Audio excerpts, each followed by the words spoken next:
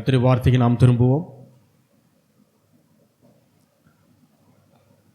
ரோமருக்கு எழுதின நிருபம் 8வது அதிகாரம் 31 முதல் 39 வசனங்களை வாசிக்கலாம்.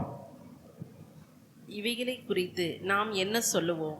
தேவன் நம்முடைய பட்சத்தில் இருந்தால் நமக்கு விரோதமாய் இருப்பவன் யார்? தம்முடைய சொந்த குமாரன் என்றும் பாராமல் நம் எல்லோருக்காகவும் அவரை ஒப்பு கொடுத்தவர் அவரோட கூட மற்ற எல்லாவற்றையும் நமக்கு அருளாதிருப்பது எப்படி? தேவன் தெரிந்து கொண்டவர்கள் மேல் குற்றம் சாட்டுகிறவன் யார்? தேவனே அவர்களை நீதிமான்கள் ஆக்குகிறவர். ஆக்கணைக்குள்ளாக தீர்க்கிறவன் யார்? கிறிஸ்துவே மரித்தவர், அவரே எழுந்தும் இருக்கிறவர், அவரே தேவனுடைய வலது பார்சத்திலும் இருக்கிறவர், நமக்காக வேண்டுதல் செய்கிறவரும் அவரே. உமது நிமித்தம் என் நேரமும் கொல்லப்படுகிறோம், அடிக்கப்படும் ஆடுகளைப் போல எண்ணப்படுகிறோம் என்று எழுதியிருக்கிறபடி நேரிட்டாலும் கிறிஸ்துவின் அன்பை விட்டு நம்மை பிரிப்பவன் யார்? உபத்திரவமோ, வியாகுலமோ, துன்பமோ, பசியோ, நிர்வாணமோ, நாசமோசமோ, பட்டயமோ, இவைகள் எல்லாவற்றிலேயும் நாம் நம்மில் அன்பு கூறுகிறவர்களாலே முற்றும் ஜெயம் கொள்கிறவர்களாய் இருக்கிறோமே. மரணமானாலும் ஜீவனானாலும் தேவ தூதர்கள் ஆனாலும் அதிகாரங்கள் ஆனாலும் வல்லமைகள் ஆனாலும் நிகழ்காரியங்கள் ஆனாலும் வருங்காரியங்கள் ஆனாலும் உயர்வானாலும் தாழ்வானாலும் வேறு எந்த சிருஷ்டியானாலும் நம்முடைய கர்த்தராகிய கிறிஸ்து இயேசுவில் உள்ள தேவனுடைய அன்பை விட்டு நம்மை பிரிக்க மாட்டாதென்று நிச்சயித்திருக்கிறேன். புதிய உடன்படிக்கையின் சத்தியத்தை பரிசுத்த பவுல் அவர்கள் ரோமர் புஸ்தகத்திலே அவர் போதிக்கிறார். அதனுடைய காரியங்களான இந்த சத்தியத்தை நாம் தெளிவாக புரிந்து கொள்ள வேண்டியது அவசியம். ஏனென்றால் புதிய உடன்படிக்கை என்பதும் அந்த புதிய உடன்படிக்கையின் சத்தியம் என்பதும் அநேகருக்கு புரியாத ஒன்றாக இருக்கிறது. காரணம் என்னென்னா, பழைய ஏற்பாட்டு சத்தியங்கள் புரிகிறது, அதனுடைய நடைமுறைகளை அதை ஃபாலோ பண்ணிகிட்டு இருக்கிறாங்க. ஆனால் இவர்கள் இந்த புதிய உடன்படிக்கையின் சத்தியத்தை அநேகருக்கு தெரியாததுனாலே அதை சரியாக என்ன செய்கிறதில்ல, அதை ஃபாலோ பண்ணுறது இல்லை. என்றால் தெரியும் போது தான் நம்ம அதை ஃபாலோ பண்ண முடியும். புதிய உடன்படிக்கையிலே நாம் எவ்வாறு இருக்க வேண்டும், எப்படி ஜெபிக்க வேண்டும், எப்படி நடந்து கொள்ள வேண்டும், எப்படியெல்லாம் நாம் ஆண்டவரிடத்திலே எதையெல்லாம் கேட்கலாம், எந்த உரிமைகள் எல்லாம் நமக்கு கொடுக்கப்பட்டிருக்கிறது என்பதை பற்றினதான ஒரு போதனைகளை அப்போஸ்தலனாகிய பவுல் இந்த ரோமருக்கு எழுதின நிருபத்திலே அவர் கொடுக்கிறார். அப்போ இந்த ரோமருக்கு எழுதின நிருபம் ரோமருக்கென்றே புறஜாதிகளுக்கென்றே பிரத்யோகமாக எழுதப்பட்ட ஒரு புஸ்தகம். அதாவது நமக்காக எழுதப்பட்ட ஒரு புஸ்தகம். அதில் நாம் வசனம் பை வசனமாக பார்த்து கொண்டு வருகிறோம். இன்றைக்கும் இந்த 8வது அதிகாரத்தில் 31 முதல் 39 வசனங்களை வாசித்தோம். அதில் இரட்சிப்பின் நிச்சயத்தை குறித்து பவுல் அப்போஸ்தலன் போதிக்கிறார். இரட்சிப்பு என்றால் விடுதலை, பாவத்திலிருந்து, சாபத்திலிருந்து, வியாதியிலிருந்து, தரித்திரத்திலிருந்து நாம் விடுதலையை பெறுகிறோம். அதுதான் இரட்சிப்புன்னு சொல்கிறோம். என்றைக்கு ஆண்டவராகிய இயேசு கிறிஸ்துவை சொந்த இரட்சகராக நாம் ஏற்றுக்கொண்டோமோ அன்றைக்கே அவர் கொடுக்கிற அந்த விடுதலையை நாம் என்ன செய்கிறோம், அதை சுதந்திரிக்கிறோம். அப்போ அதை தான் ரட்சிப்புன்னு சொல்கிறோம். இந்த ரட்சிப்பு கடைசி வரைக்கும் நிறைவேறுமா?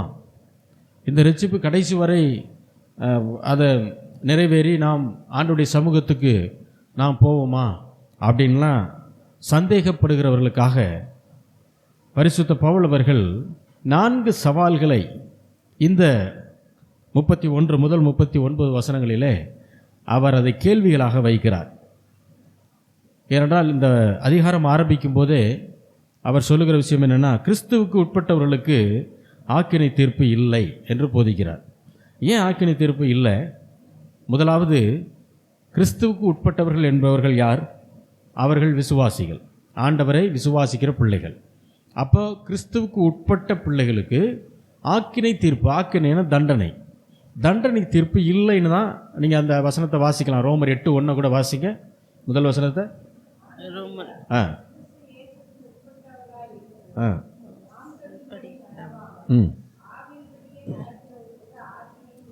கிறிஸ்து இயேசுவுக்கு உட்பட்டவர்களாக இருந்து, அதாவது ஆண்டவரை ஏற்றுக்கொண்டு விசுவாசிகளாக இருப்பவர்கள் மாம்சத்தின்படி நடவாமல் ஆவியின்படி நடக்கிறவர்களுக்கு.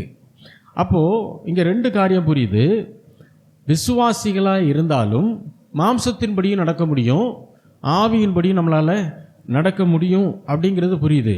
அதனால் தெளிவாக சொல்கிறாரு, கிறிஸ்துவ இயேசுவுக்கு உட்பட்டவர்களாய் நாம் மாறின பின்பு, ஆண்டவரை ஏற்றுக்கொண்டு விசுவாசிகளாய் மாறின பின்பு மாம்சத்தின்படி நடவாமல், அப்படின்னா நம்முடைய சரீரம் எதை விரும்புகிறதோ அல்லது நாம் இந்த உலக பிரகாரமாக என்ன நினைக்கிறோமோ அதை மட்டுமே செய்து கொண்டு இருப்பவர்களாய் அல்ல, ஆவியின்படி நடக்கிறவர்களுக்கு ஆக்கினை தீர்ப்பு இல்லை அப்படிங்கிறார். அப்போ ஆவியின்படி ஏன் நடக்கணும் அப்படின்னா, ஆண்டவரை ஏற்றுக்கொள்ளும் போது பரிசுத்த ஆவியானவர் நம்முடைய ஆவியோடு இணைந்து செயல்படுகிறார். அப்போது பரிசுத்த ஆவியானவர் செய்யின்னு சொல்கிறத, செய்ய வேண்டான்னு சொல்கிறத நாம் அப்படியே கீழ்ப்படிந்து நடக்கணும்னு நினைக்கிறார். ஏனென்றால் அதுதான் ஆவியின்படி நடக்கிறது. அப்போ பரிசுத்த ஆவியானவர் என்னுடைய ஆவி கூட சொல்லும்போது, இடைப்படும் போது அதை நான் கேட்டு என்ன செய்ய போகிறேன், அதன்படி செயல்பட போகிறேன். ஆனால் சரீரம் என்ன செய்யும், சமயத்தில் ஆவி சொல்கிறத கேட்கும், சில சமயத்தில் என்ன செய்யும், ஆவிக்கு விரோதமாக போராடும். இது செய்ய வேண்டாம், எனக்கு இது பிடிக்கலை, அதனால் செய்ய வேணான்னு சொல்லி சரீரம் என்ன செய்யும், அது போராடும். அதனால தான் சொல்கிறாரு, மாம்சத்தின்படி, மாம்சம் சொல்லுகிற எல்லா காரியத்தையும் என்ன செய்யாதீங்க, ஆவி என்ன சொல்லுதோ அதை என்ன செய்யுங்க, கேட்டு அதன்படி நடங்கன்னு சொல்கிறார். இப்படி நடக்கிற விசுவாச பிள்ளைகளுக்கு என்ன இல்லையா, ஆக்கினை தீர்ப்பு இல்லை. ஆக்கினை என்றால் தண்டனை. அப்போ தண்டனை தீர்ப்பு உங்களுக்கு கிடையாதுன்ற. நாம் எல்லாம் கேள்விப்பட்டது என்ன, நமக்கு போதிக்கப்பட்டதெல்லாம் என்னன்னா, ஆண்டவர் வருகையில் நியாய தீர்ப்பு என்று ஒன்று நடக்கும். அவரை ஏற்றுக்கொண்ட பிள்ளைகள் எல்லாரையும் அவர் என்ன செய்வார், பரலோகத்துக்கு நித்திய ஜீவனுக்கு நேராக நடத்துகிறார். ஏற்றுக்கொள்ளாதவர்கள் எல்லாம் எங்கே போகிறாங்க, நரகத்துக்கு போகிறாங்க, நித்திய மரணத்துக்கு நேராக போகிறாங்க. இதை நாம் போதிக்கப்பட்டிருக்கு, இதை நம்ம கேட்டிருக்கிறோம். ஆனால் இங்கே சொல்கிறாரு, ஆக்கினை தீர்ப்பு இல்லை. யாருக்கு, விசுவாசிக்கு, ஆவியின்படி நடக்கிற விசுவாசிக்கு ஆக்கினை தீர்ப்பு இல்லைங்கிறார். அப்படின்னா என்ன அர்த்தம், ஆக்கினை என்றால் தண்டனை என்ற அர்த்தம். தண்டனைக்கான தீர்ப்பு யாருக்கு கிடையாது, யாரெல்லாம் ஆண்டவரை இரட்சகராக ஆண்டவராக ஏற்றுக்கொண்டிருக்கிறார்களோ, யாரெல்லாம் மாம்சத்தின்படி நடவாமல் ஆவியின்படி நடக்கிறார்களோ. ஏன்னா ஆவி பரிசுத்த ஆவியானவரோடு இணைக்கப்பட்டுருச்சுன்னா, பரிசுத்த ஆவியானவர் வசனத்தின்படி தான் நடத்துவார். வசனம் என்ன சொல்லுகிறதோ அதே போல தான் பரிசுத்த ஆவியானவர் நம்மகிட்ட பேசுவார். அப்போ நாம் ஆட்டோமேட்டிக்காக வசனத்துக்கு தான் என்ன செய்வோம், கீழ்ப்படிஞ்சு நடப்போம். அப்போ ஆவியின்படி நடக்கும்போது நமக்கு தண்டனை தீர்ப்பு கிடையாதுன்னு சொல்கிறார். தண்டனை தீர்ப்புனா என்ன, ஆண்டவர் வருகையிலையோ அல்லது நம்ம இறந்ததுக்கப்புறமோ நாம் நேரம் எங்கே போக மாட்டோம், நித்திய நரகத்துக்கு நேரம் போக மாட்டோன்றது தான் அவர் சொல்கிறாரு. அப்போ நமக்கு என்ன இல்லை, தண்டனை தீர்ப்பு கிடையாது. யாருக்கு இல்லை, எல்லாருக்கும் சொல்லலை. ஆண்டவரை ஏற்றுக்கொண்டு ஆவியின்படி நடக்கிற விசுவாசிகளுக்கு. அதுதான் ரொம்ப, அதனால தான் நம்ம ஆவிக்குரியவர்கள்னு சொல்கிறோம், ஆவிக்குரிய சபைன்னு சொல்கிறோம். ஏன் அப்படி சொல்கிறோன்னா, வசனத்தின்படி நடக்கக்கூடிய சபை தான் என்னது, ஆவிக்குரிய சபை. வசனத்தையும் கொஞ்சம் எடுத்துக்கிட்டு என்னுடைய பாரம்பரியம் அப்படின்னு சொல்லி எதையாவது ஒன்று ஃபாலோ பண்ணிகிட்டு இருக்கிறது பேர் என்ன இல்லை, அது ஆவிக்குரிய சபை அல்ல. ஆண்டவர் அதை தெளிவாக சொல்கிறார். ஏனென்றால் ஆண்டவர் இந்த பூமிக்கு வந்தபோது, அவர் ஊழியத்தை செய்தபோது, பிதாவினுடைய சித்தத்தை செய்கிறதுக்கு தான் நான் வந்தேன்னு சொன்னார். அதை மட்டும்தான் செஞ்சுக்கிட்டே இருந்தார். அவர் ஒரு இடத்துல கூட என்னுடைய பாரம்பரியம் இதுன்னு சொல்லி பாரம்பரியத்தை என்ன செய்யலை, அவர் செய்யலை. ஏன்னா யூத பாரம்பரியத்தில் வர்றாரு. யூதர்களுக்கு அதுக்கு முன்னாடி நிறைய சடங்குகள் இருக்குது, நிறைய காரியங்கள் இருக்குது. அதையெல்லாம் என்ன செய்யலை, அதையெல்லாம் ஆண்டவர் செஞ்சுக்கிட்டே இல்லை. ஆனால் பிதாவுடைய விருப்பம் அதுவாக இருந்தால் அதை மட்டும் என்ன செய்வார், செய்து கொண்டே இருப்பார். சரி, இப்போது இந்த இரட்சிப்பின் நிச்சயத்தை குறித்த சந்தேகம் உள்ளவர்களுக்கு பவுல் அப்போஸ்தலன் 4 சவால்களை வைக்கிறார், கேள்விகள் வடிவிலே. 31வது வசனத்தில் அவர் சொல்லுகிற காரியம், தேவன் நம்முடைய பட்சத்தில் இருந்தால் நமக்கு விரோதமாக இருப்பவன் யாருன்னு கேட்குறார். ஆண்டவரே நம்ம கூட இருந்தால் நமக்கு விரோதமாக யார் நிற்க முடியும்? இதை பவுல் அப்போஸ்தலன் எப்படி ஒரு சவாலாக வைக்கிறார் அப்படின்னா, நம்முடைய இரட்சிப்பை கெடுத்து போடுவதற்கு இந்த உலகத்திலே ஏதாகிலும் சக்தி உண்டான்னு கேட்குறார். நம்முடைய இரட்சிப்பை கெடுத்து குட்டிச்சவராக்கிறதுக்கு இந்த உலகத்தில், அதாவது அவர் கேட்குற கேள்வி என்ன, ஆண்டவரை விட பெரிய சக்தி இருக்கா? அப்படின்னா அதுக்கு பதில் என்ன, இல்லைன்றதான் பதில். தேவன் நம்மோடு இருந்தால் நமக்கு விரோதமாக நிற்பவன் யார்? அதான் அந்த கேள்வி. என்னுடைய ரட்சிப்பை, தேவன் எனக்கு கொடுத்த ரட்சிப்பை கெடுத்து போடுவதற்கு இந்த உலகத்தில் வேற ஏதாவது சக்தி இருக்கா? இல்லை. 32வது வசனத்தை பார்த்தீங்கன்னா, தம்முடைய சொந்த குமாரன் என்று பாராமல் நம்ம எல்லாருக்காகவும் இயேசுவை ஒப்பு கொடுத்தவர் அந்த இயேசுவோடு கூட மற்ற எல்லாவற்றையும் நமக்கு அருளாதிருப்பது எப்படி அப்படின்னு ஒரு கேள்வி வைக்கிறார். அப்படின்னா என்ன அர்த்தம்? இது எதை பற்றி சொல்லுது? இந்த வசனம் தேவனுடைய அன்பை குறித்து சொல்லுது. பிதா தேவன் நான் சொல்லும்போது பிதான்னு நீங்கள் யோசிக்கணும். தேவன் வர்ற இடத்துல போனால் பிதா, அதை தான் நீங்கள் யோசிக்கணும். அப்போ பிதாவாகிய தேவன் அவருடைய அன்பு, அவர் நம்ம மேலே வச்ச அன்பு குறைந்து போவதற்கு வாய்ப்பு உண்டா? இங்கே வசனம் என்ன சொல்லுது? தம்முடைய சொந்த குமாரன் என்றும் பாராமல், யாரை? இயேசு கிறிஸ்துவை நம் எல்லாருக்காகவும் அவரை ஒப்பு கொடுத்தவர் அவரோட கூட மற்றவற்றை நீங்கள் வேண்டிக் கொள்கிற காரியத்தை கொடுக்க மாட்டாரான்னு ஒரு கேள்வி வைக்கிறாரு. அதனுடைய சவால் என்ன அப்படின்னா, தேவனுடைய அன்பு குறைந்து போவதற்கு வாய்ப்பு உண்டா? கண்டிப்பாக இல்லை. ஏன்னா குமாரனையே கொடுத்துட்டார். தன்னுடைய சொந்த குமாரனை தான் மிகவும் நேசிக்கக்கூடிய ஆண்டவராகிய இயேசு கிறிஸ்துவையே நமக்காக பலியாக கொடுத்தவர் நம்ம கேட்குற மற்ற காரியத்தை செய்ய மாட்டாரா? அப்போ அவருடைய அன்பு குறைஞ்சு போயிருமா? கண்டிப்பாக குறைய வாய்ப்பு இல்லை. அடுத்ததாக 33, 34 வசனத்தில் தேவன் தெரிந்து கொண்டவர்கள் மேல் குற்றம் சாட்டுகிறவன் யார்? தேவனே அவர்களை நீதிமான்கள் ஆக்குகிறார், ஆக்கினைக்குள்ளாக தீர்க்கிறவன் யார்? அப்போ இந்த 33, 34 வசனத்தை சேர்த்து இந்த உலகத்தில் இந்த வாழ்க்கை வாழும்போது, கிறிஸ்தவ வாழ்க்கை வாழும்போது சில சூழ்நிலைகளில் நாம் தவறுகிறோம், சில தவறுகளை செஞ்சிடறோம். இப்போது அந்த சூழ்நிலையில் பிசாசோ அல்லது மற்றவர்களோ நம்மை குற்றவாளியாகவோ அல்லது ஆக்கினைக்குள்ளாகவோ தீர்த்துவிட முடியுமான்னு கேட்குறார். கிறிஸ்தவ வாழ்க்கை ஆண்டவர் ஏற்றுக்கொண்டாச்சு, அவருக்கு பிரியமான வாழ்க்கை வாழ்ந்துக்கிட்டு இருக்கோம். திடீர்னு ஏதோ ஒரு சூழ்நிலையில் ஏதோ ஒரு தவறு பண்ணிடுறோம். இப்போ பிசாசோ அல்லது மற்றவர்களோ மற்ற நபர்களோ நம்மை குற்றவாளியாக ஆக்கினைக்குள்ளாக தீர்த்துவிட முடியுமா அப்படிங்கிறதா இந்த 2 வசனத்தினுடைய சாராம்சத்தின் கேள்வி. இதற்கு அவர் 4 பதில்களை சொல்கிறார். 34வது வசனத்தில் என்ன சொல்கிறாரு? முதலாவது பதில், கிறிஸ்துவே மரித்தவர். என்ன சொல்கிறாரு? கிறிஸ்துவே மரித்தவர். 2வது பதில் என்ன? அவரே எழுந்தும் இருக்கிறார். இது 2வது பதில். 3வது பதில் என்ன? தேவனுடைய வலது பாரிசத்தில் இருக்கிறவரும் அவரே. 4வது பதில் என்ன? நமக்காக வேண்டுதல் செய்கிறவரும் அவர். அப்போ பாருங்க, இந்த கிறிஸ்தவ வாழ்க்கையில் சில சூழ்நிலைகளில் நாம் தவறு செய்யும்போது நம்மை குற்றவாளிகளாகவோ ஆக்கினைக்குள்ளாகவோ பிசாசு தீர்த்துவிட முடியுமா அல்லது மற்றவர்கள் தீர்த்துவிட முடியுமான்னு ஒரு கேள்வியை கேட்டுட்டு 4 விதமான பதில்களை சொல்கிறாரு.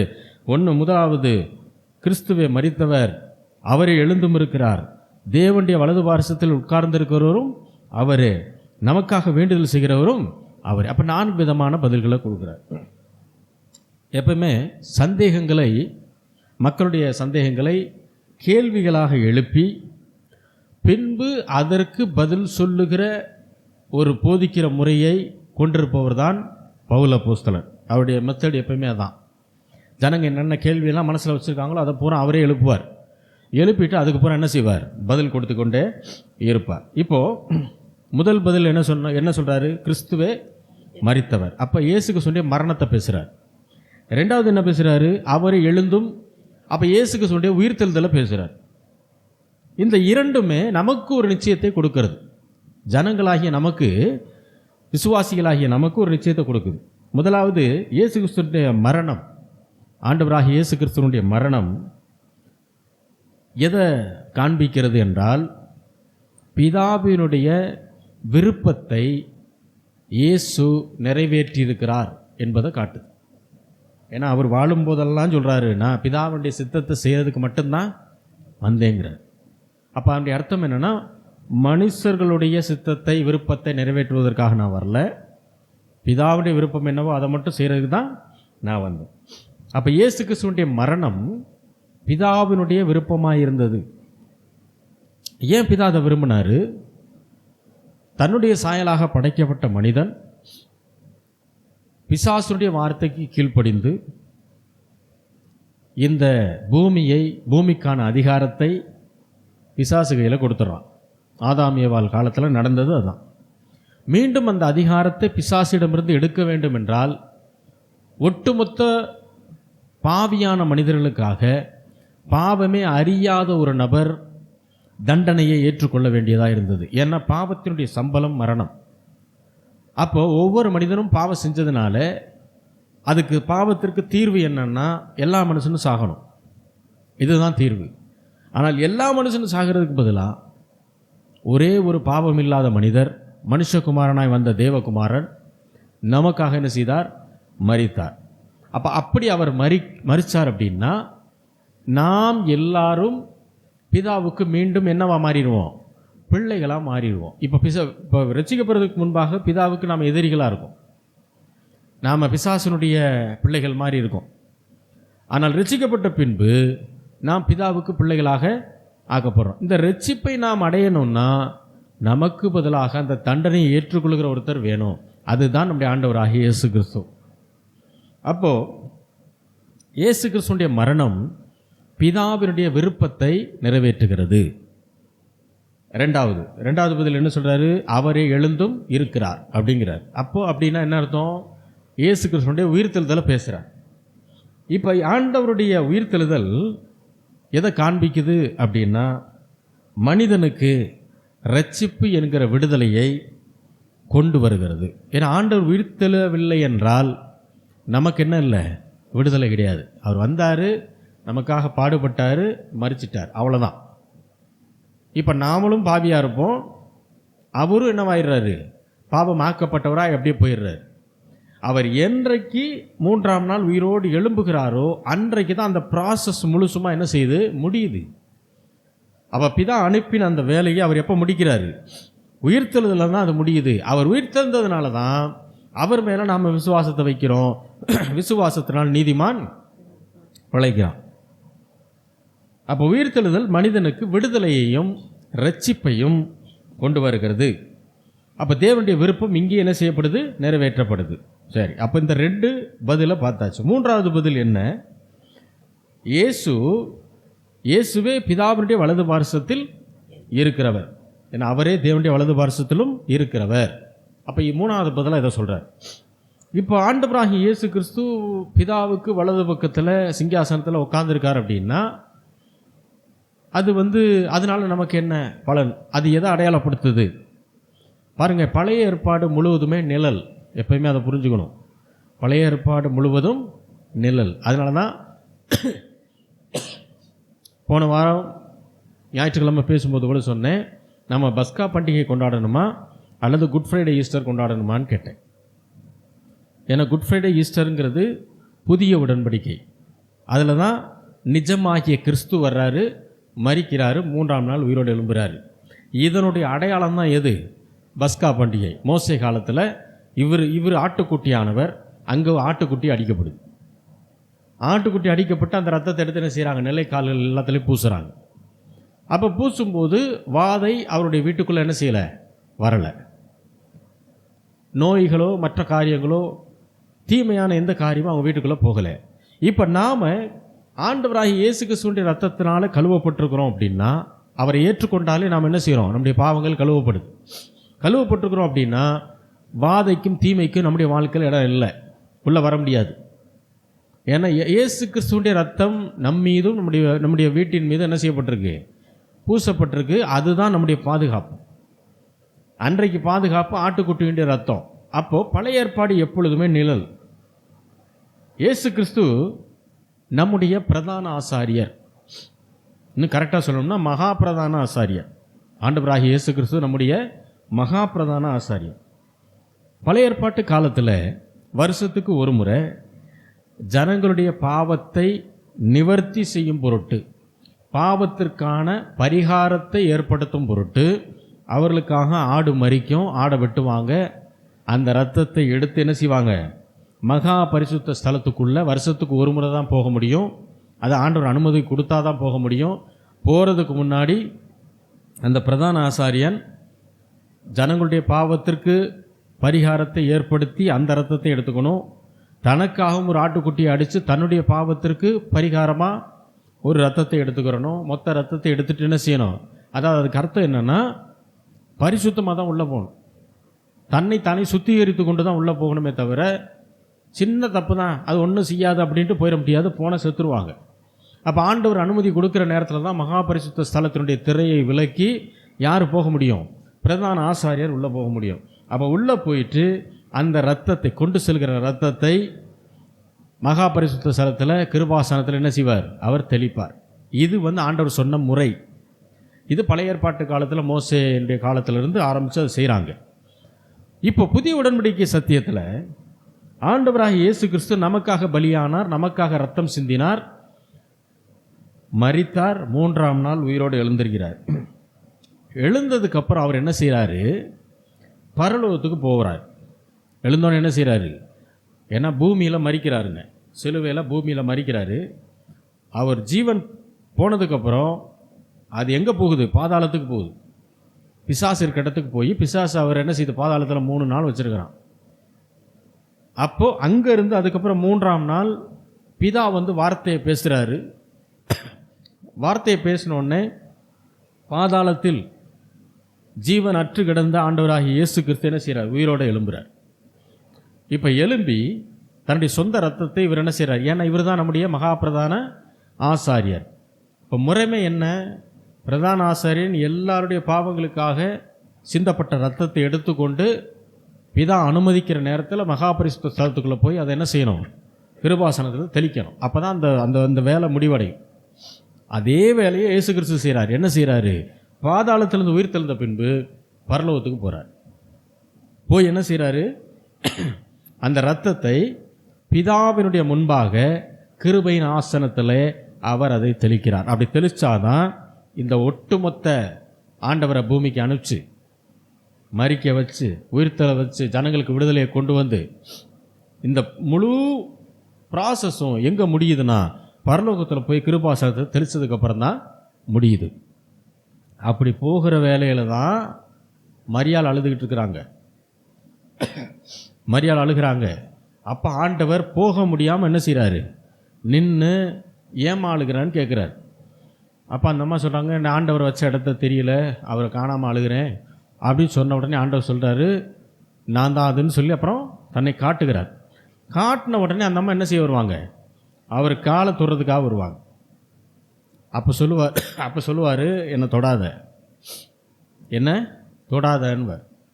ஏன்னா நான் என் பிதாவினிடத்திற்கும் உன் பிதாவினிடத்திற்கும், அதுக்கு முன்னாடி வரைக்கும் என் பிதான் மட்டும்தான் பேசுவார் ஆண்டவர். என் பிதாவின் சித்தத்தை செய்ய வந்தேன், என் பிதாவினுடைய விருப்பமே என்னுடைய விருப்பம், இப்படி தான் பேசுவார். ஆனால் எப்போ உயிர் தெழுந்துட்டாரோ அப்போ சொல்லுவார், இந்த அம்மா போய் அவர் காலை தொடப்புவாங்க, என்னை தொடாத, இப்போ தொடாத. ஏன்? இவர் தன்னுடைய ரத்தத்தை எடுத்துக்கிட்டு எங்கே போகணும்? பரலோகத்துக்கு போய் பிதாவின் முன்பாக அதை காட்டணும். சொன்ன வேலையை நான் முடிச்சிட்டேன்னு சொல்லி காட்டணும். அந்த இன்பிட்வீன் கேப்பில் இந்த அம்மா அழுகிறதுனால அவரால் போக முடியல. நின்று பேசுகிறார், என்னை தொடாத, நான் என் பிதாவினிடத்திற்கும் உன் பிதாவினிடத்திற்கும் என்ன செய்யணும்? போகணுன்றார். உடனே அந்த அம்மா தொடலை. அதுக்கப்புறம் அவங்களுக்கு காட்சி கொடுத்துட்டு போயிடுறார். போய் இந்த வேலையை முடிச்சுட்டு திரும்ப சீசர்கள் எல்லாம் உள்ளே இருக்கிறாங்க. பூட்டின வீட்டுக்குள்ளே இவர் என்ன செய்கிறாரு? உள்ளே நுழையிறார். இப்போ சொல்கிறாரு, நான் தான் இயேசு, வேணும்னா என்னை தொட்டு பார்த்துங்க, தழும்பு இருக்குன்றார். முதல்ல தொடாதன்னு சொன்ன அதே ஆண்டவர் இப்போ என்ன சொல்கிறாரு? தழும்பு இருக்கு, தொட்டுப்பார், கன்ஃபார்ம் பண்ணிக்கங்கிறார். அப்போ என்ன அர்த்தம்? அந்த முழு ப்ராசஸை முடிக்கிற வரைக்கும் பாவியான மனிதர்கள் அவரை தொற்ற முடியாது. ஏன்னா திரும்ப பரிசுத்தமான தேவனாக நிற்கிறாரு. இப்போ பரிசுத்தமுள்ள தேவன் பாவியான எந்த ஒரு மனிதனும் போய் தொடக்கூடாது. ஆனால் இவர் அதை போய் முடிச்சுட்டு வந்துட்டாருன்னா இப்போ என்ன செய்யலாம்? தொட முடியும். அதுதான் அந்த ப்ராசஸ். அப்போது ஆண்டவராகிய இயேசு கிறிஸ்து புதிய உடன்படிக்கையில் இந்த ஒரு காரியத்தை நமக்காக என்ன செய்கிறார். வாசிக்கலாம். எபிரேயர் 9வது அதிகாரம் 7 முதல் 12 வசனங்கள். 2ஆம் கூடாரத்தில் பிரதான ஆசாரியன் மாத்திரம் வருஷத்திற்கு ஒரு தரம் இரத்தத்தோடே பிரவேசித்து இந்த இரத்தத்தை தனக்காகவும் ஜனங்களுடைய தப்பிதங்களுக்காகவும் செலுத்துவான். பாருங்க, 2ஆம் கூடாரம்னா மகா பரிசுத்த ஸ்தலம். அதுதான் இருக்கிறதுலே கடைசி போர்ஷன். பிரதான ஆசாரியன் உள்ளே போவார். எப்போ போவாராம்? வருஷத்துக்கு ஒரு தரம் ஒரு தடவை ரத்தத்தோட பிரவேசித்து அந்த ரத்தத்தை தனக்காகவும் ஜனங்களுடைய தப்பிதங்களுக்காகவும் செலுத்துவான். அடுத்து அதனாலே முதலாம் கூடாரம் நிற்கும் அளவும் பரிசுத்த ஸ்தலத்திற்கு போகிற மார்க்கம் இன்னும் வெளிப்படவில்லை என்று பரிசுத்த ஆவியானவர் தெரியப்படுத்தி இருக்கிறார். இப்போ எல்லாரும் பரிசுத்த ஸ்தலத்துக்குள்ள நுழைய முடியாது மோசேயுடைய காலத்தில். அதை பரிசுத்த ஆவியானவர் சொல்லியிருக்கிறாருன்னு சொல்லி எபிரேயர்களின் ஆசிரியர் இங்கே சொல்றார். அடுத்து அந்த கூடாரம் இக்காலத்திற்கு உதவுகிற ஒப்பனையாய் இருக்கிறது. பாருங்க, அந்த கூடாரம், ஆசரிப்பு கூடாரம் இப்போ உள்ளதுக்கு அடையாளமாய் இருக்கிறது, நிழலாய் இருக்கிறதுன்னு சொல்றார். அதற்கேற்றபடியே செலுத்தப்பட்டு வருகிற காணிக்கைகளும் பலிகளும் ஆராதனை செய்கிறவனுடைய மனசாட்சியை பூர்ணப்படுத்த கூடாதவைகளாகும். இவைகள் சீர்திருத்தல் உண்டாகும் காலம் வரைக்கும் நடந்தேறும்படி கட்டளையிடப்பட்ட போஜன பானங்களும் பலவித ஸ்நானங்களும் சரீரத்திற்கேற்ற சடங்குகளுமே அல்லாமல் வேறல்ல. கிறிஸ்துவானவர் வரப்போகிற நன்மைகளுக்குரிய பிரதான ஆசாரியராய் வெளிப்பட்டு கையினால் செய்யப்பட்டதாகிய இந்த சிருஷ்டி சம்பந்தமான கூடாரத்தின் வழியாக அல்ல. பாருங்க, கிறிஸ்துவானவர் வரப்போகிற நன்மைகளுக்குரிய பிரதான ஆசாரியராய் வெளிப்பட்டு என்ன சொல்றாரு? அதுக்கு முன்னாடி சொன்னது ஃபுல்லாக மோசேயுடைய காலத்தில் ஆசரிப்பு கூடாரம் எப்படி இருந்துச்சு, பிரதான ஆசாரியன் என்ன பண்ணாருன்னு சொல்லிகிட்டே வந்துட்டு, கிறிஸ்துவானவர் பிரதான ஆசாரியராய் வெளிப்பட்டு கையினால் செய்யப்பட்ட கூடாரத்தின் வழியாக, நம்ம சிம்பிளாகவே படிப்போம், கையினால் செய்யப்பட்ட கூடாரத்தின் வழியாக. ஆசரிப்பு கூடாரம் ஜனங்களுடைய முயற்சியினாலும் கையினாலும் செய்யப்பட்டது. அந்த கூடாரத்தின் வழியாக கிறிஸ்து போகிறதில்ல, பெரிதும் உத்தமமுமான கூடாரத்தின் வழியாகவும். அதுக்கப்புறம் சொல்றாரு, வெள்ளாட்டுக்கடா இளங்காலை, காளையினுடைய ரத்தத்தினால அல்லங்க, இவைகளுடைய ரத்தத்தினாலே அல்ல, தம்முடைய சொந்த ரத்தத்தினாலும் ஒரே தரம் மகா பரிசுத்த ஸ்தலத்திலே பிரவேசித்து நித்திய மீட்பை உண்டு பண்ணி. பாருங்க, அன்னைக்கு வெள்ளாட்டுக்கடா ஆட்டுக்கடாவினுடைய ரத்தமும் காளையினுடைய ரத்தமும் சிந்தப்பட்டுச்சு. ஆனா இன்னைக்கு அது தேவையில்லை. தன்னுடைய சொந்த ரத்தத்தினால் என்ன செஞ்சிட்டானா? ஒரே தரம். இப்போ ஓயாமல் என்ன செய்ய வேண்டியதில்லை, பலி செலுத்த வேண்டியதில்லை. நம்ம பலி செலுத்தணும் அப்படின்னா ஸ்தோத்திர பலி தான் செலுத்தணும், ஆராதனை தான் செய்யணுமே தவிர நம்ம ஆட்டுக்கடாவையோ மாடையோ இப்போ என்ன செய்ய வேண்டியதில்லை, வெட்ட வேண்டிய அவசியம் இல்லை. ஆனால் பழைய உடன்படிக்கையில் அதை செஞ்சு தான் ஆகணும். ஏன் நம்ம இப்போ செய்ய வேண்டியதில்லைன்னா, அந்த ஆட்டுக்கடாவும் அந்த இளம் காளையும் கிறிஸ்துவுக்கு அடையாளமாக இருக்கிறது. ஆண்டவர் நமக்காக ஒரே தரம் என்ன செஞ்சார்? பலியிடப்பட்டு ரத்தத்தை சிந்தி நமக்கு விடுதலை உண்டு பண்ணிட்டாரு. இனிமே நாம் என்ன செய்ய வேண்டியதில்லை, திரும்ப நம்ம பலி செலுத்த வேண்டிய அவசியம் இல்லை. அல்லது நமக்காக திரும்பவும் இயேசு கிறிஸ்து வந்து பலியாக வேண்டிய அவசியமும் இல்லை. ஏன்னா அதனால தான் வசனம் சொல்லுது, இயேசு கிறிஸ்துவுடைய ரத்தம் சகல பாவங்களை நீக்கி. ஆனால் இளங்காலை ஆட்டுக்குட்டியுடைய ரத்தம் அன்றைக்கு வரை நீங்கள் செய்த பாவத்தை மட்டும்தான் என்ன செய்யும்? அது கழுவும், அது மூடும். கழுவாது, அது கூட என்ன செய்யும்? மூடி வைக்கும். ஆண்டோடைய கோபத்தை குறைச்சி வைக்கும். இன்னைக்கு வரைக்கும் செஞ்ச பாவத்துக்கு பலி செலுத்திடலாம்.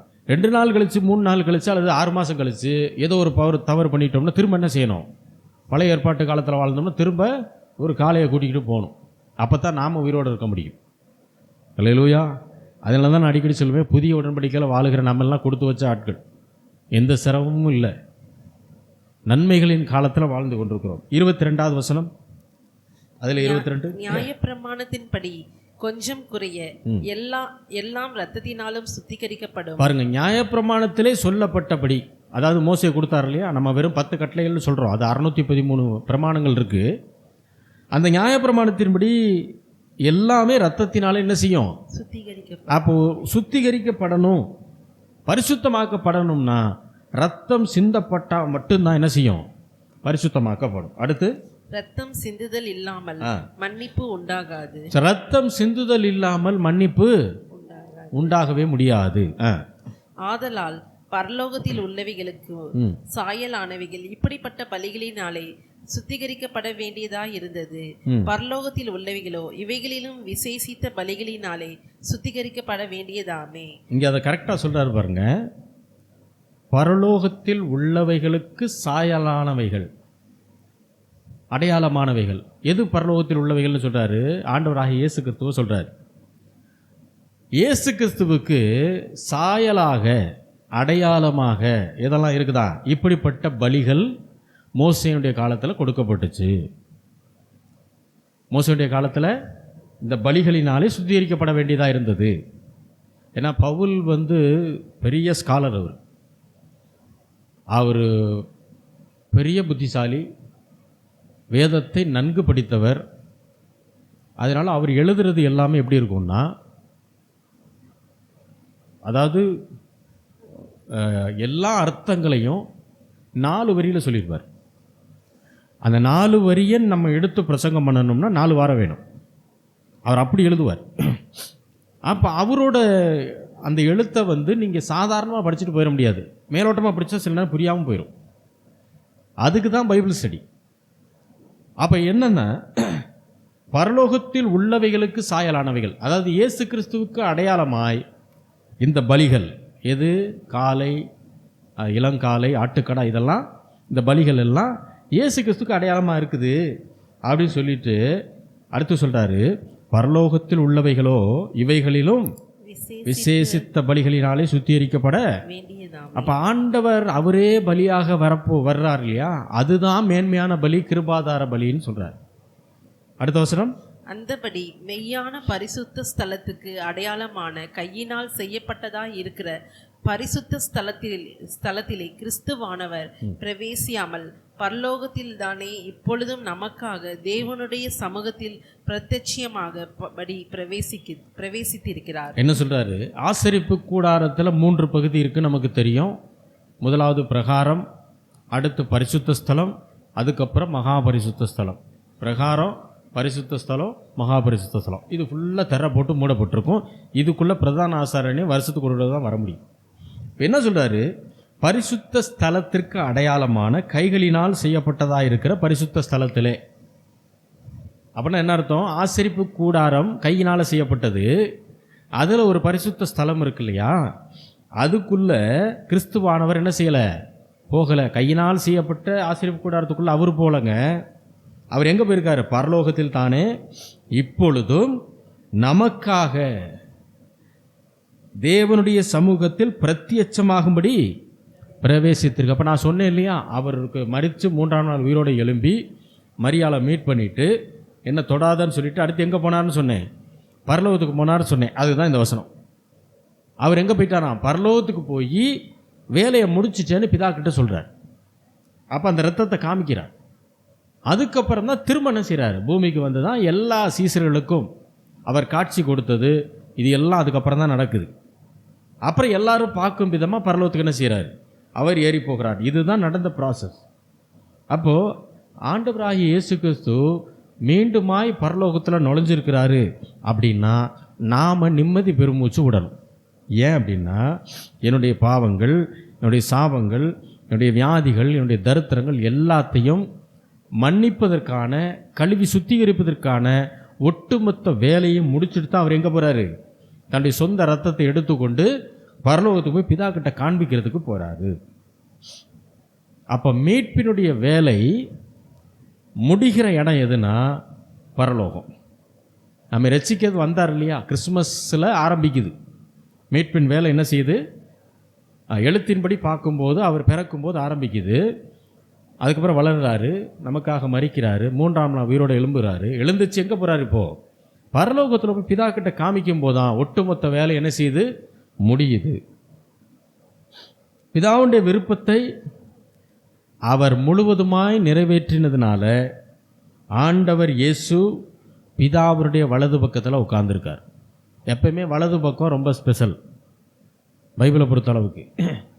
அப்போ ஆண்டவராக இயேசு கிறிஸ்து பிதாவுக்கு வலது பக்கத்தில் உட்கார்ந்துருக்கார் அப்படின்னா, இது ஆண்டவராக இயேசு கிறிஸ்துவுக்கு கொடுக்கப்படுகிற கணம், பிதாவினாலே கொடுக்கப்படுகிற கணம். ஏன்னா 3வது பதில் அதான சொல்கிறாரு, அவரே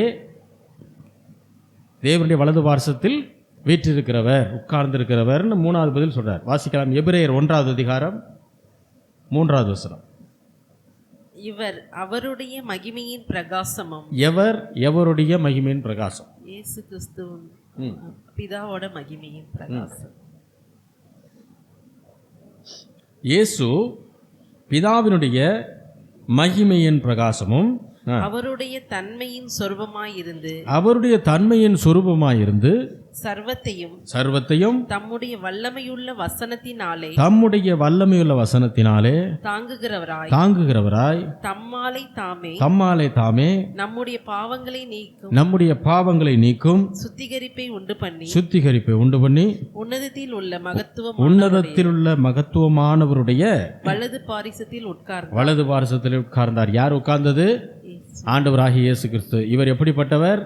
பிதாவை போன்ற மகிமையின் பிரகாசத்தை உடையவர், அவருடைய தன்மையில் இருக்கக்கூடியவர், அவருடைய சொரூபம்னா சிலை இல்லை, அவருடைய ரூபம், அதே ரூபத்தில் இருக்கிறவர், சர்வத்தையும் தம்முடைய வல்லமையுள்ள வசனத்தினால என்ன செய்கிறாராம்? அதுதான் ரொம்ப முக்கியம். அப்போ சகலத்தையும் யாரு தான் தாங்க முடியும்? ஆண்டவராகிய இயேசு கிறிஸ்து தான் தாங்க முடியும். அவர் எப்படி தாங்குறாரு? தம்முடைய வார்த்தையினால், தம்முடைய வல்லமையுள்ள வார்த்தையினால தாங்குறார். அப்போ சூரியன் அந்த இடத்துல நிற்கிதுன்னா அதை தாங்கிறது யாரு? அவருடைய வல்லமையான வார்த்தை. ஏன்னா எந்த பில்லரும் போடலை, எந்த ஏணியும் வைக்கலை, சூரியன் அந்த இடத்துல நிற்கிது, சந்திரன் அந்த இடத்துல நிற்கிது, இது கோள்களெல்லாம் அங்கங்கே நிற்கிது. இதுக்கெல்லாம் யார் காரணம்? ஆண்டவருடைய வல்லமையான வார்த்தை. அப்போது ஒன்று நல்லா புரிஞ்சுக்கணும், என்னைய ஊழியக்காரர் தாங்கணும், என்னைய மற்றவர்கள் விசாரிக்கணும், என்னைய இவங்க கேட்கணும் அப்படின்னு ஒரு வளருகிற அல்லது வளர்ந்த விசுவாசி நினைக்கவே கூடாது. ஏன்னா என்னை விசாரிப்பவர் யார்? கர்த்தர். சகலத்தையும் தாங்குகிறவர் யார்? அப்போ என்னைய தாங்கிறதும் யார் தான்? ஆண்டவர் தான். உங்களை தாங்கிறதும் ஆண்டவர் தான். அதுக்கு தான் வசனத்தை நிறையா படிக்கும்போது தான், வசனத்துடைய நாலேஜ் உள்ளே வரும்போது தான் இது எல்லாம் நமக்கு புரிய ஆரம்பிக்கும். இல்லைன்னா வசனம் வெறும் பைபிளில் இருக்கும், நம்ம மைண்டில் என்ன இருக்கும்? உலகம்தான் இருக்கும். அதனால் பிரயோஜனம் இல்லை. வாசிக்கலாம். எபிரேயர் 10வது அதிகாரம் 11 முதல் 14 வசனங்கள். அன்றியும் எந்த ஆசாரியனும் நாடோறும் ஆராதனை செய்கிறவனாயும் பாவங்களை ஒரு காலம் நிவர்த்தி செய்யக்கூடாத ஒரேவித பலிகளை அநேக தரம் செலுத்துகிறவனாயும் நிற்பான். இவரோ பாவங்களுக்காக ஒரே பலியை செலுத்தி என்றென்றைக்கும் தேவனுடைய வலது பாரிசத்தில் உட்கார்ந்து இனி தம்முடைய சத்துருக்களை தமது பாதப்படியாக்கி போடும் வரைக்கும் காத்து கொண்டிருக்கிறார். ஏனெனில் பரிசுத்தமாக்கப்படுகிறவர்களை ஒரே பலியினாலே இவர் என்றென்றைக்கும் பூர்ணப்படுத்தி இருக்கிறார். பாருங்க, இங்க என்ன சொல்றாரு? இந்த வாசித்த எல்லா வசனத்திலையும் நீங்க ஒன்று கவனிச்சிங்கன்னா, அவர் பிதாவினுடைய வலது பாரிசத்தில் உட்கார்ந்து இருக்கிறார். அவர் வலது பாரிசத்தில் உட்கார்ந்து, தேவனுடைய வலது பாரிசத்தில் உட்கார்ந்து, இப்படியே தான் வார்த்தைகள் வரும். அதுக்கு என்ன அர்த்தம்? எந்த ஒரு ஆசாரியனும் ஒரே பலியில், ஒரு டைம் செலுத்துகிற பலியில் ஒட்டுமொத்த ஜனங்களுடைய பாவத்தை என்ன செய்ய முடியாது? நிவர்த்தி செய்ய முடியாது. அதுதான் பழைய ஏற்பாட்டு முறை. அதான் நான் சொன்னேன், இப்போ நான் பலி செலுத்த பழைய ஏற்பாட்டில் வாழ்கிறேன்னா, நான் இப்போ வரைக்கும் உள்ள என்னுடைய பாவங்களுக்காக நான் என்ன செய்ய முடியும்? பலி செலுத்த முடியும். ஆனால் நாளைக்கு மதியானம் ஏதோ ஒரு பொய் சொல்லிட்டேன் அப்படின்னா, அந்த பாவம் இன்னைக்கு நான் செலுத்தின பலிக்குள்ளே வராது. அப்போ அதுக்கு நான் என்ன தான் செய்யணும்? மறுபடியும் இன்னொரு பலி நான் செலுத்தணும்.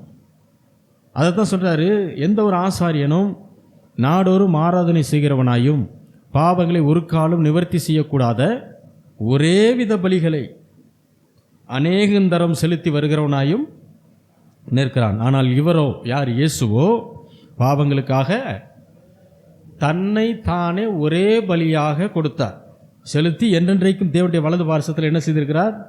உட்கார்ந்திருக்கிறார். அப்போ தேவனுடைய வலது பாரிசத்திலே ஆண்டவராகிய இயேசு கிறிஸ்து உட்கார்ந்திருக்கார் அப்படின்னா அது எதை காட்டுகிறதுனா, முதலாவது அவர் இந்த பூமிக்கு எதற்காக வந்தாரோ அந்த மீட்பின் வேலையை முழுவதுமாக செய்து முடித்து விட்டார். அப்போ இயேசு கிறிஸ்துவை நான் விசுவாசிக்கும் போது அவருடைய ரத்தம் என்னுடைய எல்லா பாவத்தையும், இன்னும் தெளிவாக சொல்லணும்னா, ஆண்டவருடைய ரத்தம் இந்த உலகத்தினுடைய கடைசி நாள், அந்த கடைசி நாளிலே இருக்கக்கூடிய கடைசி மனிதன் செய்யக்கூடிய கடைசி பாவம் வரைக்கும் அத்தனையும் இவருடைய ரத்தம் கழுவி சுத்திகரிக்கு. அல்லேலூயா. அதனால தான் விஷயம் என்னென்னா, கிறிஸ்துவே மரித்தவர். யாருக்காக? நமக்காக, நம்முடைய பாவங்களுக்காக. ரெண்டாவது, அவரே எழுந்தும் இருக்கிறார். ஏன்னா அவர் ஏன் எழுந்தார்? என்னை பாவத்தின் அடிமைத்தனத்திலிருந்து விடுதலையாக்கி என்னை விடுதலையாக்கப்பட்டவனாக நிலைநிறுத்துவதற்காக அவர் என்ன செய்தார்? உயிரோடு எந்திரிச்சிட்டார். மூன்றாவது, பிதாவுடைய வலது பார்சத்தில் உட்கார்ந்துருக்கிறார். அப்படின்னா அவர் மீட்பின் வேலையை முழுசாக முடிச்சுட்டு உட்கார்ந்துருக்கிறாரு. அப்போ எனக்காக இவ்வளவு வேலையை செய்தவர் தான் என்னை ஆக்கினைக்குள்ளாக தீர்க்கப் போகிறாரா? எனக்காக இத்தனை வேலையை அவருடைய அன்பின் மிகுதியினால் செஞ்சவர் என்னை கொண்டு போய் என்னை நிறுத்தி என்னைய தண்டனைக்குள்ளே அனுப்பிச்சிடுவாரா? அல்லது இவரை தவிர வேற யாரும் உங்களையோ என்னையோ ஆக்கினைக்குள்ளாக தீர்க்க முடியாது. வேற யாருக்கும் அந்த தகுதியவோ அந்த உரிமையவோ ஆண்டவர் கொடுக்கவே இல்லை. ஏன்னா நமக்காக இத்தனை காரியத்தை செய்தவர் யார் தான்? ஆண்டவராகிய இயேசு கிறிஸ்து மட்டும்தான். நம்மை ஆக்கினைக்குள்ளாக தீர்க்கணும்னா அதை அவர் மட்டும்தான் செய்ய முடியும். வேற எந்த மனிதர்களோ பிசாசோ நம்ம என்ன செய்ய முடியாது? ஆக்கினைக்குள்ளாக தீர்க்க முடியாது. எபேசியர் 1 அதிகாரம், எபேசியர் 1 19 முதல் 23 வசனங்கள் வரை. தாம் கிறிஸ்துவை மரித்தோரிலிருந்து எழுப்பி அவரிடத்தில் நடப்பித்த தமது பலத்த சத்துவத்தின் வல்லமையின்படியே விசுவாசிக்கிறவர்களாகிய நம்மிடத்திலே காண்பிக்கும் தம்முடைய வல்லமையின் மகா மேன்மையான மகத்துவம் இன்னதென்றும் நீங்கள் அறியும்படிக்கு அவர் உங்களுக்கு பிரகாசமுள்ள மனக்கண்களை கொடுக்க வேண்டும் என்று வேண்டிக் கொள்கிறேன். புதிய உடன்படிக்கையில் நமக்கு இருக்க வேண்டிய முக்கியமான விஷயம் என்னன்னா, பவுல் அவருடைய ஜெபத்தில் சொல்கிற முக்கியமான விஷயம் என்னன்னா, ஆண்டவர் உங்களுக்காக ஏற்படுத்தி வைத்திருக்கிற காரியங்களை குறித்ததான ஒரு புரிதல், ஒரு அண்டர்ஸ்டாண்டிங் உங்களுக்கு இருக்கணும். அதற்கு உங்களுடைய மனக்கண்கள் பிரகாசமாக இருக்கணுங்கிற, இவ்வளோதான். அதனால தான் நாம் இன்றைக்கு வேண்டிக் கொள்கிற அநேக காரியங்களுக்கு ஆண்டவர் ஏற்கனவே தீர்வை ஏற்படுத்தி வைத்திருக்கிறார். இதை மறந்துடக்கூடாது. நீங்கள் ஜெபத்தில் ஒரு வேளை ஆண்டவர் எனக்கு ஒரு வீடு வேணும்னு கேட்குறீங்கன்னா, அந்த தீர்வை ஆண்டவர் ஏற்கனவே என்ன செஞ்சிட்டார்? ஏற்படுத்தி வச்சிட்டார். அதை நம்ம சுதந்திரிக்கிறது மட்டும்தான் லேட் ஆகுது. அல்லேலூயா. பழைய உடன்படிக்கை அப்படி கிடையாது. புதிய உடன்படிக்கையில் எல்லாம் முடிந்தது அப்படின்னா அங்கே எல்லாமே முடிஞ்சிருச்சு. அவர் செய்ய வேண்டிய அத்தனை செஞ்சிட்டாரு. இனி விசுவாசித்து நாம் தான் என்ன செய்யணும்? அதை பெற்றுக்கொள்ளணும். ரைட், வாசிங்க. எல்லா துரைத்தனத்துக்கும் அதிகாரத்துக்கும் வல்லமைக்கும் கர்த்தத்துவத்துக்கும் இம்மையில் மாத்திரம் அல்ல மறுமையிலும் பெயர் பெற்றிருக்கும் எல்லா நாமத்துக்கும் மேலாய் அவர் உயர்ந்திருக்கத்தக்கதாக அவரை உன்னதங்களில் தம்முடைய வலது பாரசத்தில் உட்காரும்படி செய்து எல்லாவற்றையும் அவருடைய பாதங்களுக்கு கீழ்ப்படுத்தி எல்லாவற்றையும் எல்லாவற்றாலும் நிரப்புகிறவருடைய நிறைவாகிய சரீரமான சபைக்கு அவரே எல்லாவற்றிற்கும் மேலான தலையாக தந்தருளினார்.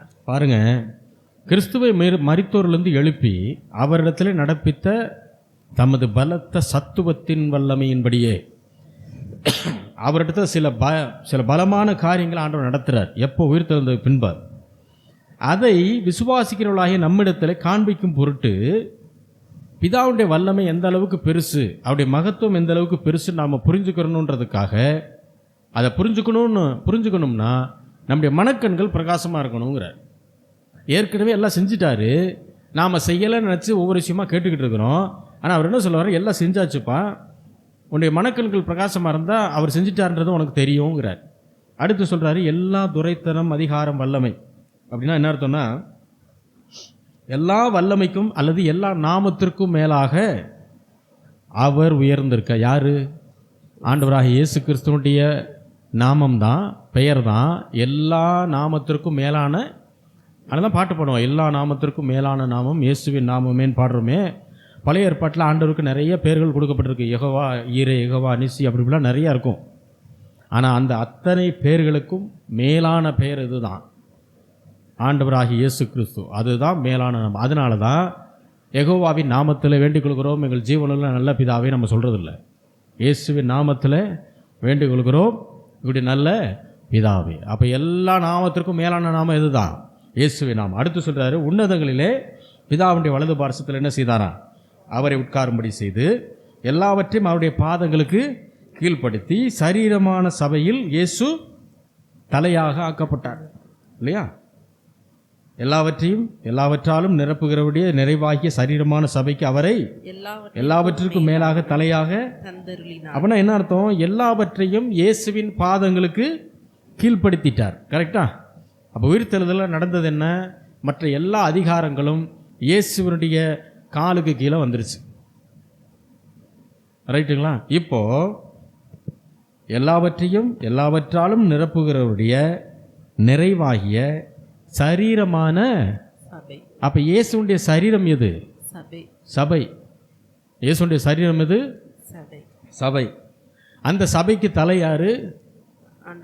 ஆண்டவராகிய இயேசு. அவரே எல்லாவற்றிற்கும் மேலாக தலையாக தந்தருளினான். ஏற்கனவே முதல் வசனம் சொல்லுது, எல்லாவற்றையும் அவருடைய பாதங்களுக்கு கீழ்ப்படுத்தி.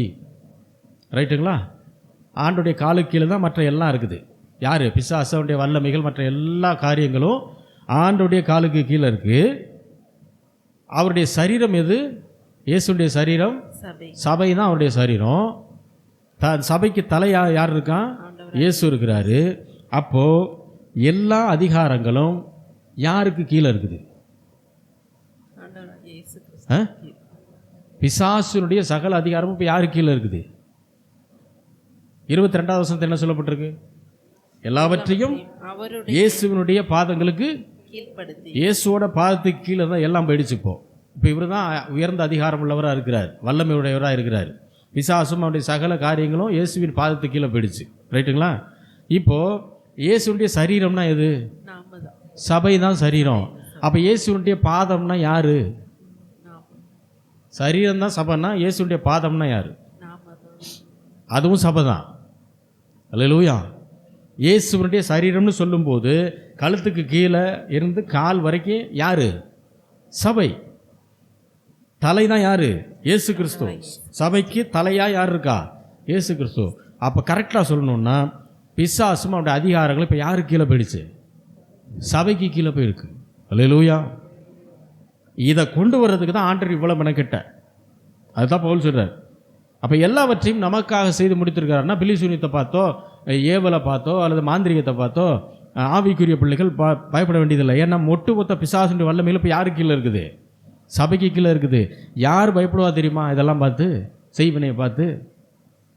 ஏவன் விக்கிரக வழிபாடு செய்கிறான்னு அவன் புறம் பயப்படுவான். அதனால தான் அவன் அதை நம்புவான். அதனால தான் அவன் என்ன செய்வான்? யாருக்காவது விரோதமாக போய் அதை செய்யலான்ட்டு போவான். அவன் நம்புறதுனால செஞ்சால் பழிக்கும் அப்படி செய்கிறதுக்கு அவன் தான் போவான். விக்கிரக வழிபாடு செய்யக்கூடிய அந்த செய்வனை யாருக்கு விரோதமாக வைக்கிறானோ அவனும் அதை நம்புவான். எனக்கு விரோதமாக யாராவது வச்சுருப்பாங்களோ. ஏன்னா 2 பேர் யார்? வசனத்துக்கு விரோதமான விக்கிரக வழிபாட்டை செய்கிறவன். அதனால் அவனுக்கு பலிக்கும். ஆனால் உங்களுக்கு எனக்கு என்ன செய்யாது. ஏன்னா நாம் யார்? இயேசுவினுடைய சரீரமாக இருக்கிறோம். அப்போ இயேசுவினுடைய சரீரமாக இருக்கக்கூடிய பாதத்திற்கு கீழே தான் என்னெல்லாம் இருக்குது? பிசாசும் அவருடைய வல்லமைகளும். அப்போ பிசாசும் அவருடைய வல்லமைகளை நாம் என்ன செய்யணும்? ஆக்சுவலாக ஏறி மிதிச்சு நின்றுக்கிட்டு இருக்கோம்னு அர்த்தம். அல்லேலூயா. அப்போ ஆவி மண்டலத்தில் தேவன் நம்ம இந்த அளவுக்கு உயர்த்தி வைக்கணும்னு தான் இவ்வளோ பெரிய காரியத்தை என்ன செய்தார்? அவர் செய்தார். பிலிப்பியர் 2வது அதிகாரம் 9 முதல் 11 வசனங்கள். பிலிப்பியர் 2:9 முதல் 11. ஆதலால் தேவன் எல்லாவற்றிற்கும் மேலாக அவரை உயர்த்தி இயேசுவின் நாமத்தில் வானோர் பூதலத்தோர் பூமியின் கீழானோருடைய முழங்கால் யாவும் முடங்கும்படிக்கும் பிதாவாகிய தேவனுக்கு மகிமையாக இயேசு கிறிஸ்து கர்த்தர் என்று நாவுகள் யாவும் அறிக்கை பண்ணும்படிக்கும் எல்லா நாமத்திற்கும் மேலான நாமத்தை அவருக்கு தந்தருளினார். இந்த 3 வசனங்களை எதை குறிக்குதுன்னா, ஆண்டவராகிய இயேசு கிறிஸ்து உயிரோடு எழுப்புனதுக்கு அப்புறம் பிதாவாகிய தேவன் என்ன செய்திருக்கிறாருன்னா, எல்லாரை காட்டிலும் எல்லா நாமத்திற்கும் மேலான நாமமாகிய இயேசு என்கிற நாமத்தை பிதா என்ன செஞ்சிருக்கிறாரு? உயர்த்தி வைத்திருக்கிறார். இயேசுவே கர்த்தர் என்று நாவுகள் யாவும் என்ன செய்யணுமா? அறிக்கை பண்ணணும். அதனால அவருக்கு எல்லா நாமத்திற்கும் மேலான நாமத்தை கொடுத்து அவர் என்ன செஞ்சிட்டாரு? அந்த உயர்த்தி வைத்ததனுடைய அடையாளம் தான் பிதாவினுடைய வலது பார்சத்தில் ஆண்டவராகிய இயேசு கிறிஸ்து இன்னைக்கு உட்கார்ந்துருக்கிறது. அல்லேலூயா. அப்போ எல்லாத்தையும் நமக்காக செஞ்சு முடிச்சிருக்கிறார். அப்போ அவர் அங்கே உட்கார்ந்து இன்னைக்கு நமக்காக என்ன செய்து கொண்டிருக்கிறார்? மீட்பின் கிரியை முடிச்சிட்டாரு. ஆனால் இப்பொழுது 2000 வருடமாக ஒரு அருமையான ஊழியத்தை ஆண்டவர் நமக்காக செய்து கொண்டிருக்கிறார். என்ன தெரியுமா? நமக்கு பாவ மன்னிப்பையும் மனம் திரும்புதலையும் கொடுக்கும்படியாக அதிபதியாக, இரட்சகராக, ஆளுகை செய்கிறவராக உட்கார்ந்து கொண்டிருக்கிறார். அவர் ஆளுகை செய்து கொண்டிருக்கிறார். சும்மா அதாவது ரிட்டையர்ட் ஆகி ரெஸ்ட் எடுப்போம்னு உட்காரல. என்னவா உட்கார்ந்துருக்காரு? ஆளுகை செய்கிறவராக பிதாவுடைய வலது பக்கத்தில் உட்கார்ந்துருக்கிறார். ஏன்னா இதுவரைக்கும் ரசிக்கப்படாத ஒரு மனிதன் நாளைக்கு ஆண்டவரை ஏற்றுக்கொண்டு ரசிக்கப்படும் போது அவனுக்கு என்ன கொடுக்கணும்? பாவ மன்னிப்பை கொடுக்கணும், அவனுக்கு மனம் திரும்புதலை கொடுக்கணும். அப்போ இந்த வேலை எப்போ அவர் எங்கேருந்து செய்கிறார்? பரலோகத்தில் உட்கார்ந்து செய்கிறார். ரோமர் 14வது அதிகாரம் 9வது வசனம். ரோமர் 14:9. கிறிஸ்துவும் மரித்தோர் மேலும் ஜீவனுள்ளோர் மேலும் ஆண்டவராய் இருக்கும் பொருட்டு மரித்தும் எழுந்தும் பிழைத்தும் இருக்கிறார். கிறிஸ்து மரித்தோர்கள் மேலும் சரி, ஜீவனோடு இருக்கிறவர்கள் மேலும் சரி ஆண்டவராய் இருக்கணும். அதனால அவர் மரித்தார், எழுந்தார், இன்றைக்கு அதான் உயிரோடு இருக்காருன்னு அர்த்தம். அதுதான் பிழைத்து இருக்கிறார். மத்தேயு 28வது அதிகாரம் 18 முதல் 20 வசனங்கள். அப்பொழுது இயேசு சமீபத்தில் வந்து அவர்களை நோக்கி, வானத்திலும் பூமியிலும் சகல அதிகாரமும் எனக்கு கொடுக்கப்பட்டிருக்கிறது. ஆகையால் நீங்கள் புறப்பட்டு போய் சகல ஜாதிகளையும் சீசராக்கி பிதா, குமாரன், பரிசுத்த ஆவியின் நாமத்தினாலே அவர்களுக்கு ஞானஸ்தானம் கொடுத்து, நான் உங்களுக்கு கட்டளையிட்ட யாவையும் அவர்களுக்கு கை கொள்ளும்படி அவர்களுக்கு உபதேசம் பண்ணுங்கள். இதோ உலகத்தின் முடிவு பரியந்தம் சகல நாட்களிலும் நான் உங்களுடனே கூட இருக்கிறேன் என்றார்.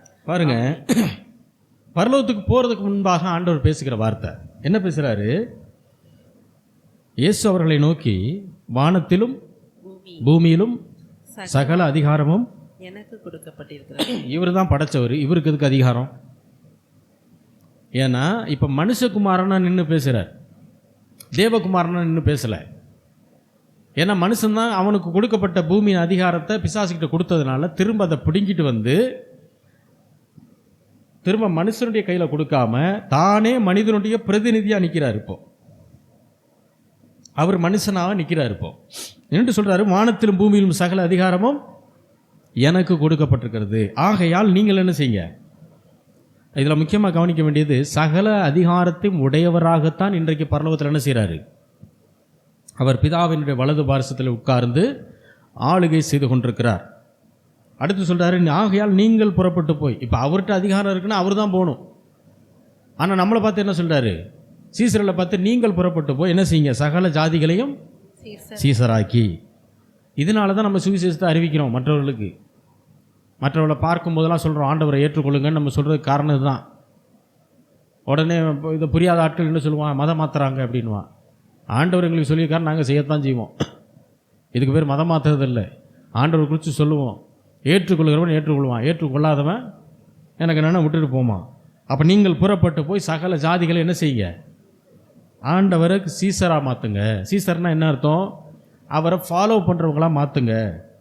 அப்புறம் சொல்கிறாரு, பிதா, குமாரன், பரிசுத்தாவின் நாமத்தினாலே அவர்களுக்கு. அப்போது அடுத்து தான் என்ன செய்யணும்? முதல்ல அவங்களுக்கு சுவிசேஷத்தை சொல்லணும்.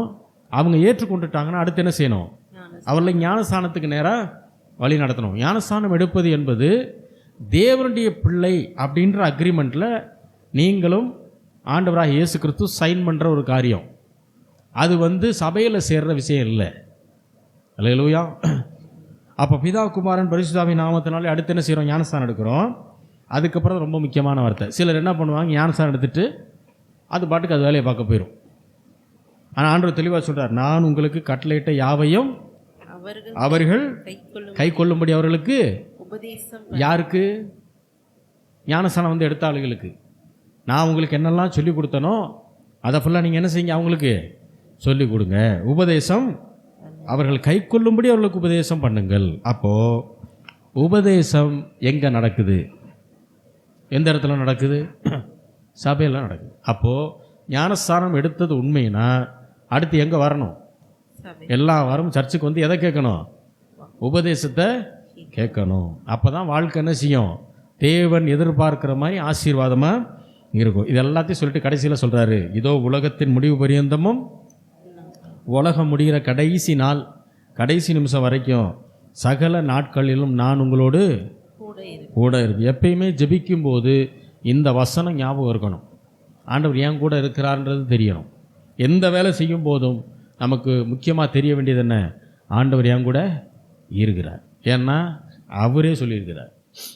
இப்போ நீங்கள் கேட்கலாம், ஐயா நீங்கள் தான் சொன்னீங்க அவர் பிதாவுடைய வலது பார்சத்தில் உட்கார்ந்துருக்காரு அப்படின்னு. அப்போ அவர் எப்படி என் கூட இருப்பார்? பரிசுத்த ஆவியானவர் என்கிற ரூபத்தில் அவர் என்ன செய்கிறாரு? அவர் நம்ம கூட இருக்கார். ஏன்னா இயேசு என்கிற ரூபத்தில் இருந்தால் அவரால் எங்கேயாவது ஒரு இடத்துல தான் இருக்க முடியும். ஏன்னா அவர் மனுஷகுமாரனாக நிற்பார். ஆனால் பரிசுத்த ஆவியானவராக இருந்தால் அவர் சர்வ வியாபகர்ன்னு இருக்குது. வியாபித்து இருத்தல் அப்படின்னா எல்லா இடமும் நிறைஞ்சு நிற்கிறது. பரிசுத்த ஆவியானவர் என்கிற ரூபத்தில் இருக்கும்போது உங்ககிட்ட இருக்க முடியும், என்கிட்ட இருக்க முடியும், அமெரிக்க தேசத்தில் இருக்க பாஸ்டர்கிட்ட இருக்க முடியும், இன்னும் இலங்கையில் இருக்க பாஸ்டர்கிட்டையும் இருக்க முடியும் அட்ட டயத்தில். அதனால தான் ஆண்டவர் சொன்னார், நான் போகிறது நல்லது, உங்களுக்காக தேற்றரவாளன் என்ன செய்வார்? அனுப்பப்படுவார். அவர் தான் பரிசுத்த ஆவியானவர். அல்லேலூயா. அப்போது நம்மக்கிட்ட பரிசுத்த ஆவியானவர் எல்லா நேரத்திலும் என்ன செய்கிறார்? அவர் இருக்கிறார். அல்லேலூயா. அப்போ ஆண்டவராகிய இயேசு கிறிஸ்து பிதாவுடைய வலது பார்சத்தில் இன்றைக்கு உட்கார்ந்திருக்கிறார் என்றால் அதனுடைய அர்த்தம் நமக்காக இந்த பூமியிலே அவர் செய்ய வேண்டிய வேலையை செஞ்சு முடிச்சிட்டார். ஒன்று, மீட்பின் வேலையை செஞ்சிட்டார். அதனால் அவரை நாம் ஏற்றுக்கொண்ட உடனே நாம் பாவிகள் என்கிற கேட்டகரியிலிருந்து நீதிமான்கள் அல்லது தேவனுடைய பிள்ளைகள் என்கிற கேட்டகரிக்கு மாறிடுறோம். இதெல்லாம் ஆவி மண்டலத்தில் நடக்குது. சரீர பிரகாரமாக பார்க்க முடியாது. ஆவி மண்டலத்தில் நடக்குது. என்ன வசனம் அப்படி தான் சொல்லுது. இப்போ அவர் பிதாவுடைய வலது பார்சத்தில் உட்கார்ந்துருக்காருன்னா அவர் ஆளுகை செய்து கொண்டிருக்கிறார். யாரை? நம்மளை. ஏன்னா ஆண்டவர் என்றால் என்ன அர்த்தம்? என்னை ஆண்டு கொள்பவர் என்ற அர்த்தம். அப்போ என்னை ஆண்டு கொள்பவர் என்னை வழி நடத்துவார், எனக்கு ஆலோசனை சொல்வார். அதான் சொல்கிறார், நான் உன்மேல் என் கண்ணை வைத்து உனக்கு. அப்போ ஆண்டவர் சொல்லுகிற ஆலோசனைக்கு கீழ்ப்படிஞ்சு நாம் நடக்கும்போது நம்முடைய வாழ்க்கை ஆசீர்வாதமான வெற்றியுள்ள வாழ்க்கையாக மாறும். மீண்டும் அடுத்த வாரம் தொடருவோம். நம்ம எல்லாரும் ஜெபிக்கலாம். எங்களை நேசிக்கிற நல்ல தகப்பனே, ஆண்டவராகிய இயேசு கிறிஸ்துவின் நாமத்தில் வருகிறோம் பிதாவே. இம்மட்டுமாய் நீர் பாராட்டின கிருபைகளுக்காக, நீ செய்த நன்மைகளுக்காக நன்றி செலுத்துகிறேன். விசேஷமாக பரிசுத்த ஆவியானவர்களுக்கு போதித்த காரியங்களுக்காக நமக்கு நன்றி. கிறிஸ்துவை மரித்தவர், அவரே உயிரோடு எழுந்திருக்கிறவர், தேவனுடைய வலது பார்சத்தில் உட்கார்ந்திருக்கிறோம் அவர் என்கிற இந்த வார்த்தைகள் மூலம் நீர் எங்களோடு பேசியிருக்கிறீர். எங்களை ஆளுகை செய்கிறீர். எங்களுடைய மீட்பின் வேலையை நீர் முழுவதுமாக பிதாவின் விருப்பத்திற்கு ஏற்றபடி முழுவதுமாக நிறைவேற்றி முடித்திருக்கிறீர். ஆகையினாலே உம்மை நம்புகிற எங்களுக்கு ஆக்கினை தீர்ப்பு கிடையாது என்பதை நீ போதிக்கிறீர் ஆண்டவரே. அதற்காக உமக்கு நன்றி. நண்பருக்காக நன்றி செலுத்துகிறோம். ஆசீர்வதியும் பலப்படுத்தும். இயேசுவின் நாமத்தில் வேண்டிக் கொள்கிறோம் எங்கள் ஜீவனுள்ள நல்ல பிதாவே. ஆமென்.